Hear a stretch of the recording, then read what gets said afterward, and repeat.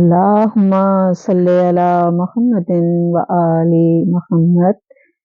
مجھ سے ایک سوال کیا گیا ہے کہ مولا امام علی نقی کی علیہ السلام کی قید کے بارے میں ذرا کچھ تفصیل سے بتا دیجیے گا، کیونکہ مصائب میں ہم سنتے تو ہیں لیکن تھوڑا سا اور تفصیل کے ساتھ۔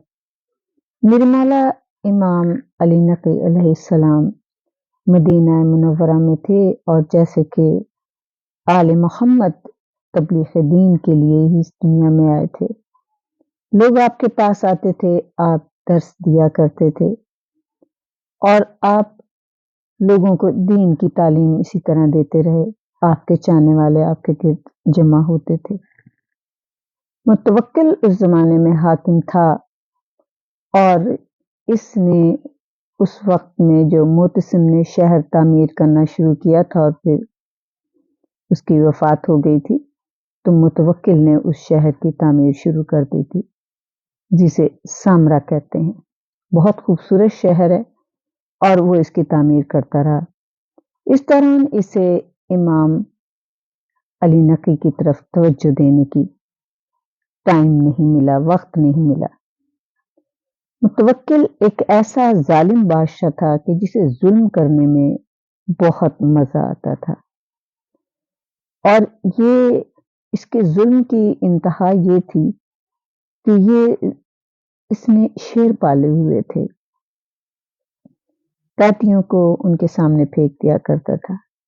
اس کا جو دربار تھا اس میں یہ جتنے بھی اس کے درباری بیٹھے ہوتے تھے، اس کو شوق تھا ظلم کرنے کا، تو یہ مٹکوں میں بچھو وغیرہ بند کیا کرتا تھا، اور پھر وہ مٹکے اس کے دربار میں توڑ دیے جاتے تھے جن سے بچھو نکلتے تھے، اور وہ جب بھی کسی کو کاٹتے تھے یا جو بھی گھس جاتے تھے، کپڑوں کے ساتھ چپک جاتے تھے یا کاٹتے تھے، تو یہ اجازت نہیں دیتا تھا کہ ان بچھوؤں کو وہ خود علیحدہ کریں، بلکہ کہے لگاتا تھا اور خوش ہوتا تھا۔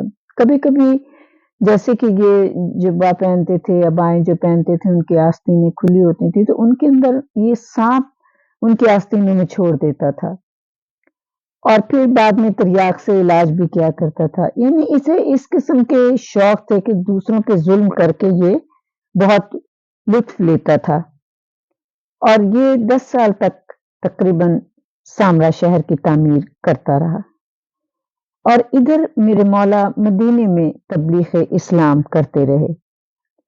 آپ نے کوئی حکومت کی طرف توجہ نہیں دی، نہ آپ کو دلچسپی تھی۔ مدینے کا حاکم عبداللہ بن محمد تھا، اسے بھی مولا سے، اولاد علی سے بغض تھا، نفرت تھی۔ یہ مسلسل متوکل کو اطلاعیں دیتا رہتا تھا، خفیہ باتیں خط لکھ کے بھیجتا تھا کہ آج ان کے پاس اتنے آدمی آئے ہیں، آج اتنے آئے ہیں، ان کے پاس مجمع لگا رہتا ہے۔ جب میرے مولا کو یہ خبر ہوئی کہ یہ اس طرح کے خطوط بھیج رہا ہے متوکل کو، تو آپ نے پھر متوکل کو ہی خط لکھا اور اپنی مہر لگا کر اس خط کو بھیجا کہ دیکھیں یہ شخص جو عبداللہ بن محمد ہے، گورنر مدینہ، یہ میرے خلاف اس طرح سے آپ کو ورغلا رہا ہے، میں کوئی ایسی حکومت سے مجھے کوئی دلچسپی نہیں ہے، اور یہ تمام باتیں آپ نے اسے خط میں لکھی۔ متوکل ایک سیاسی انسان تھا، تو اس نے خط کو پڑھا اور وہ بغض علی آل محمد دل میں رکھتا تھا، لیکن اس نے بڑی چالاکی کے ساتھ امام کو خط لکھا اور کہا کہ آپ اس شخص کی باتوں پہ میں بالکل عمل نہیں کرتا اور نہ اچھا اس کو سمجھتا ہوں، میں اسے معزول کر دوں گا، اور آپ ایسا کریں کہ میرے پاس آپ سامرے تشریف لے آئیں، اور مجھے بڑی خوشی ہوگی کہ آپ سامرا آ جائیں۔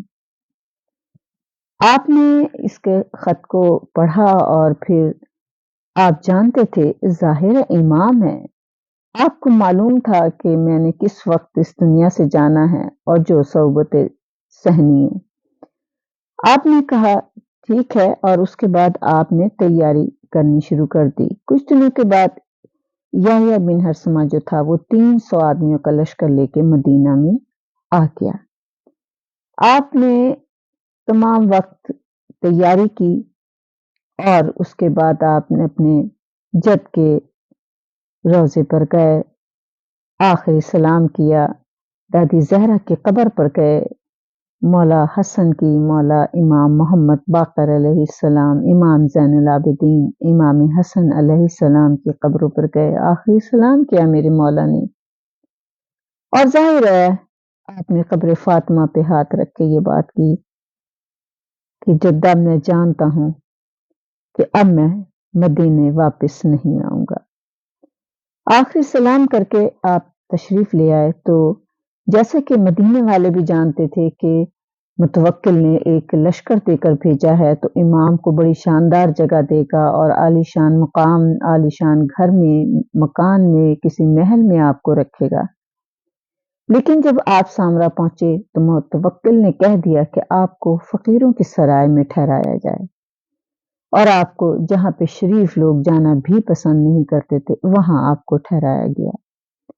आपका एक चाहने वाला जब गया और उसने देखा, उसने कहा, मौला इतनी खराब जगह में आपको रखा गया है। तो आपने कहा, तुम अपना दिल छोटा मत करो, और आपने अपनी 2 उँगलियों के दरमियान में दिखाया, कहा, देखो हमारे लिए यहाँ जन्नत के तमाम सामान मौजूद हैं।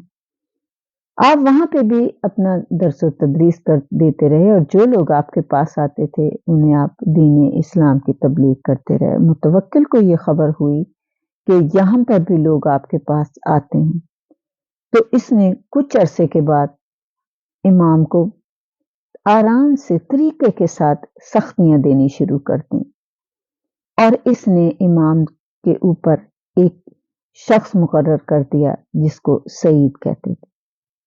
सईद आपको कैद यानी कि नज़र बंद करके रखता था और सख्तियाँ भी आपके ऊपर करता था। एक दफ़ा एक औरत ने, जो ज़ैनब, नाउज़ुबिल्लाह ज़ैनब बिन्ते अली का इसने दावा किया, और फिर इसने, जब मेरे मौला ने कहा कि दरिंदे सादात का गोश्त नहीं खाते, तो इसने कहा कि आप ही फिर इस पिंजरे में चले जाएँ, अगर आपका ये दावा है। अब मेरे मौला शेर के पिंजरे में चले गए और तमाम जाके वहाँ नमाज़ पढ़ी, तमाम शेर अदब के साथ वहाँ बैठ गए।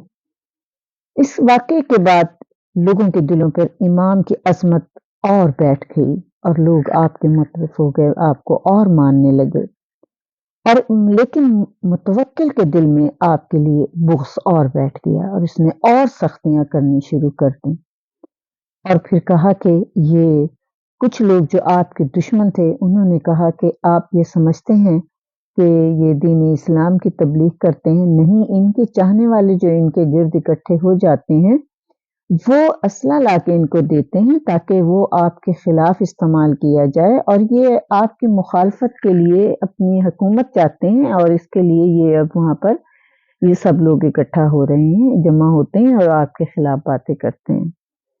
तो सईद जो निगरान था, यानी कि नज़रबंद आप थे, लेकिन लोग फिर भी इजाज़त लेके आते थे और चले जाते थे।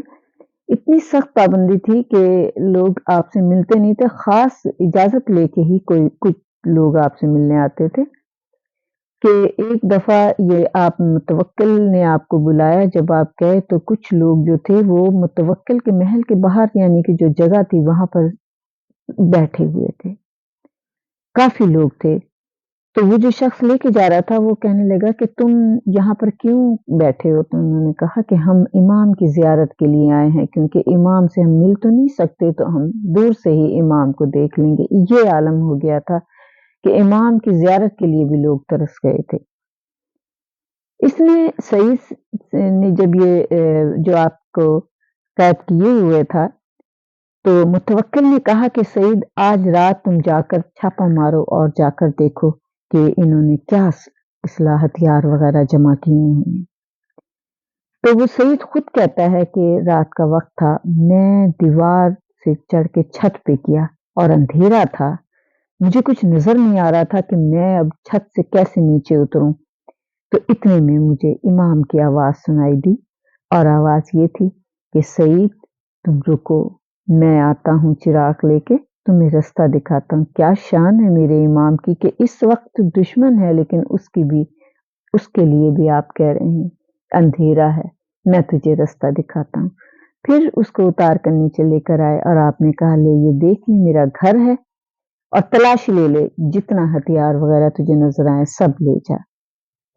उसने तलाशी ली तो उसे कुछ नहीं मिला। आपने कहा नहीं इधर आओ, और आपने कहा मेरे मुसल्ले को उठाओ। जब उठाया तो एक तलवार थी और एक थैली रखी हुई थी जिस पे मोहर लगी हुई थी। तो उसने कहा कि ये आपके पास तलवार है? आपने कहा हाँ, ये हमारी तलवार है, हमारे जद की तलवार है, तुम इस तलवार को ले जा सकते हो, दिखा दो उसे, और ये मोहर लगी अशरफी की थैली भी ले जाओ। उसने कहा ये थैली आपके पास कहाँ से आई? तो आपने फरमाया कि जब मुतवक्किल बीमार हुआ था और उसकी माँ ने ये मन्नत मानी थी कि जब मुतवक्किल ठीक हो जाएगा तो इमाम मैं आपकी नज़र ये पैसे करूँगी या अशरफियाँ करूँगी, तो ये वो मोहर शुदा थैली रखी है और ये भी तुम ले जाओ और मुतवक्किल को दिखा दो और बता दो। मुतवक्किल गया और उसने जाकर मुतवक्किल के पास ये गए सईद, और उन्होंने जाकर कहा कि ये देखें ये थैली मिली है और एक ये तलवार मिली है, वहाँ पर कोई असला नहीं है। तो मुतवक्किल शर्मिंदा हुआ वक़्ती तौर से और इसने कहा कि इमाम से मेरी तरफ से माज़रत कर लेना। लेकिन दिल में उसके इंतकाम का जज़्बा बाक़ी था और वो ये जानता था कि शेरों ने भी इमाम को कुछ नहीं कहा, तो इससे उनके दिल में इज़्ज़त बढ़ गई है। और अब ये वाक़या जो हुआ है, जो मैंने खाना तलाशी ली है, इससे पहले भी वो एक दफ़ा खाना तलाशी ले चुका था, आपके घर की तलाशी ले चुका था, लेकिन अब ये रात के वक़्त इसने हमला किया था और ये लोगों के दिलों में इसके खिलाफ बात बहुत बैठ गई थी कि इमाम के घर में रात के वक़्त ये इसने अपने सिपाही भेजे थे। इसके बाद इसने दोबारा से ज़ुल्म करना शुरू किया और फिर इसने कभी अपने जैसे जुलूस निकाला तो इसने कहा कि मैं चाहता हूँ कि इमाम आएँ, और इमाम को इसने अपने घोड़े के सामने, यानी जो सवारी थी उसके सामने कुछ सादात और थे, और इमाम को इसने बगैर सवारी के, गर्मी शदीद थी, बहुत सख्त गर्मी थी जिसमें आपको आगे-आगे चलाया और बार वक़्त दौड़ाया भी आपको, तो जिससे आपके पैरों पे वरम आ गया, तमाम जिस्म आपका पसीने से भर गया और आपने कहा क्या मैं नाक़े साले से कम नहीं। तो खुदावंद करीम देखने वाला है। इसने फिर इस तरह के ज़ुल्म मेरे मौला के ऊपर किए, और जब आपने ये बात की तो फिर फ़ौरन ही इसके बेटे मुस्तनसर ने इसको कत्ल कर दिया और इसके वज़ीर को भी कत्ल कर दिया था, क्योंकि इसने दरबार में जनाब फ़ातिमा के मुतल्लिक़ बहुत नाज़ेबा अल्फ़ाज़ इस्तेमाल किए थे।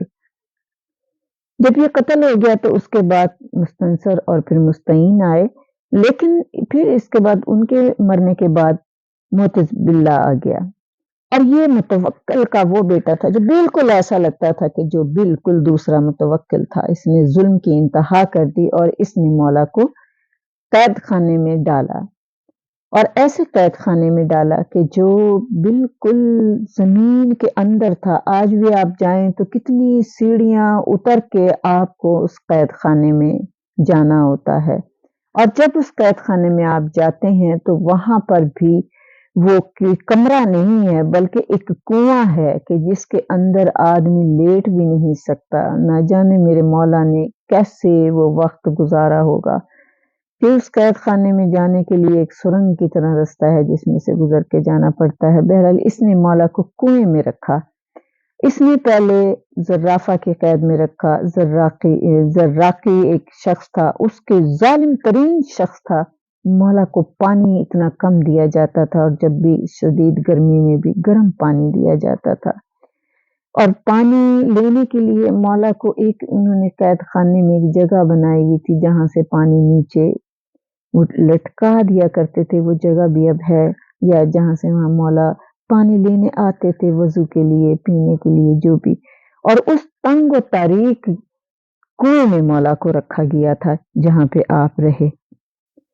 मेरे मौला को इसने मुख्तलिफ कैद खानों में रखता था और अज़ियतें देता था, यहाँ तक कि इसने अली बिन कुरकुर के हवाले किया, और मेरे मौला पे इतने इसने ज़ुल्म किए हैं, आज भी वो कैद खाना मौजूद है कि मेरे मौला ने ये बात की थी कि मेरा मर्तबा नाक़े साले के एक नाख़ुन का टुकड़ा खुदा के नज़दीक नाक़े साले और इसके बच्चे से भी बुलंदतर है।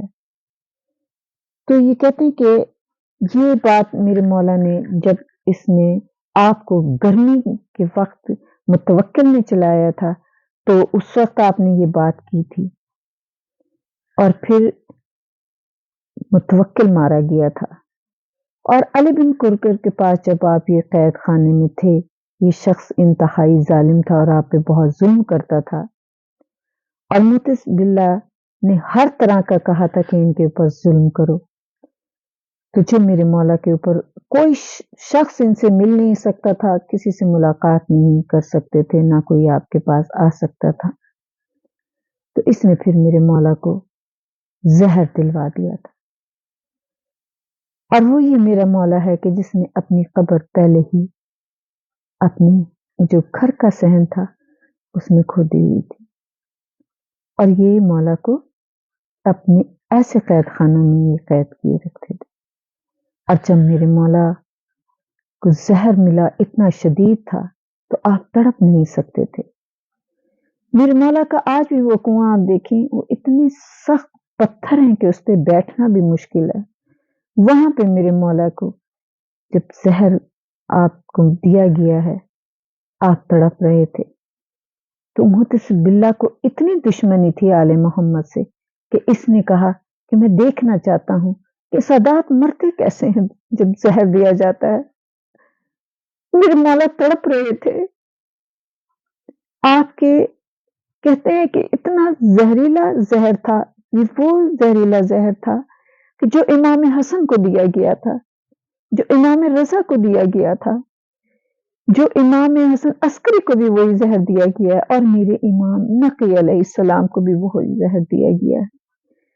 मेरे इमाम रजा ने कहा था ना कि अपने चेहरे पे कपड़ा डाला हुआ था और अपने गुलाम अबू सलत से कहा था कि अबू सलत मेरे कानों से भी खून जारी हो गया है, पैरों के तलवों से खून जारी था, हथेलियां ऐसा लगता था खून उबल रहा है। और ऐसे वक्त में इंसान को प्यास बड़ी लगती है, पैर फैलाने को दिल चाहता है लेकिन कोई जगह नहीं थी। तो मुहतसिब बिल्ला ने आपके तड़प को देखने के लिए और ऐसे लोग इकट्ठे किए जो आले मोहम्मद के दुश्मन थे। और फिर इसने नाचने गाने वाली बुला ली थी, जो नाच रही थी, जो गा रही थी, जो खुशी से तालियां बजा रही थी। और मेरा इमाम तड़प रहा था, मेरा इमाम उससे तड़प रहा था और ये खुश हो रहा था, कह कह लगा रहे थे। मेरे मौला के जुबान पर सिर्फ एक लफ्ज था, इमाम मेहदी को पुकारते थे, मेरा इंतकाम। और फिर कभी आप अपनी जटा फातिमा को आवाजें देते थे। जब आपकी शहादत हो गई तो इसने कहा इमाम हसन अस्करी अलैहिस्सलाम से कि अपने बाबा का जनाजा ले जाओ। मेरे इमाम हसन अस्करी छोटे हैं, आप जनाजा लेकर गए, गुस्ल कफन दिया और उसी कब्र में जो मौला इमाम अली नकी अलैहिस्सलाम ने अपने हाथों से खोदी थी, उसमें आपको दफन किया।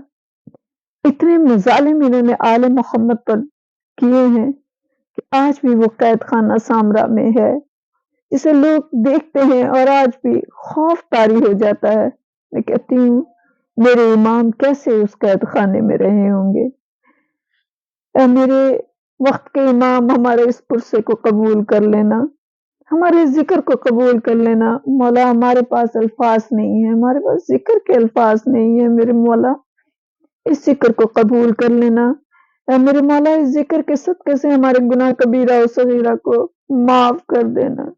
मेरे मौला हमें किसी का मोहताज ना करना। मेरे मौला वक्त मर्ग मेरे मौला हमारे जुबान पे कलमा शहादत हो, कब्र में पंजतन पाक 12 इमाम 4 मासूमीन आए। मेरे मौला जो मोमिन और मोमिनात इस दुनिया से चले गए हैं, उनके गुनाह कबीरा और सगीरा को इमाम अली नकी के सदके में बख्श देना है। मेरे मौला मुझे भी बख्श देना। मेरे मौला रोज़े महशर हमें प्यास की शिद्दत से बचाना, पाक ज़हरा की चादर के साए में रखना। मेरे मौला हमें ऐसा मोमिन बना दे कि मेरा रसूल हमें रोज़े महशर देखे और हमें अपने पास बुलाए। पाक ज़हरा अपनी चादर के साए में रखे, मौला अली अपने अलम के साए में रखे, काली कमली वाला अपनी अबा के साए में रखे, साक़ी कौसर अपने हाथ से जामे कौसर पिलाएं, पुलिस राह से पार लगाएं। मेरे मौला جو بے اولاد ہیں انہیں اولاد عطا کر، جو بے روزگار ہیں ان کو روزگار عطا کر، جو مقروض ہیں ان کے قرضے عطا کر دے۔ اے میرے رحیم ہمارے اس ذکر کو قبول کر لینا، ہمارے پاس وہ الفاظ نہیں ہیں۔ اے میرے مولا وقت کے امام کا جلد ظہور ہو جائے، بیماروں کو صحت عطا کر۔ اللہم صلی علی محمد و آل محمد۔